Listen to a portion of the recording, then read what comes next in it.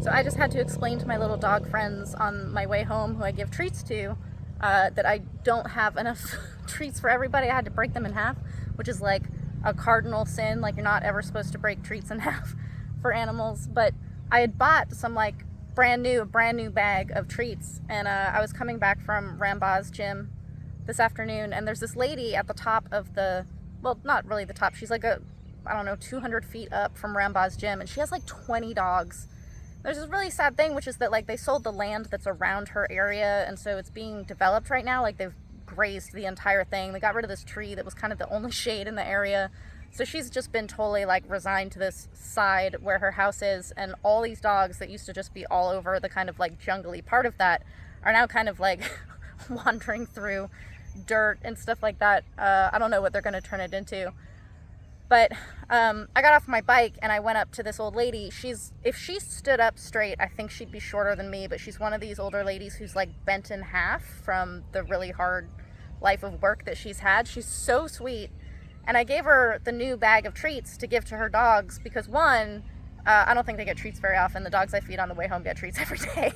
And two, I kind of like, I can't feed her dogs. When I went over to her to give her the bag, one of them was licking me, one of them was growling at me, 5 of them were wagging their tails at me, and like 7 other ones were just kind of like looking at her to see how she felt about me so they would know how they should feel about me.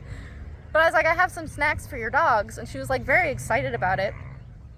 And I've realized that I want to do this all the time, not only because I love dogs having treats and she's a sweet old lady, but the way she talks to her dogs makes me so happy. I've given her food before to like feed the dogs, and that other time they all gathered around her. They were very hungry, and she was like putting the food out, and she was chastising them. She's like, "No," which is like, chill out, little brother, like be cool, because they were like too excited. And today she's just got this kind of way of talking that no matter what her words are, what her actual intention is, she just always sounds like she's scolding. And so the dogs were coming up to her and she was like, Malau, get over here, get your treats. It was so cute. So that made me really happy. It's a good reason to have to sin on my way home and break treats for the other dogs.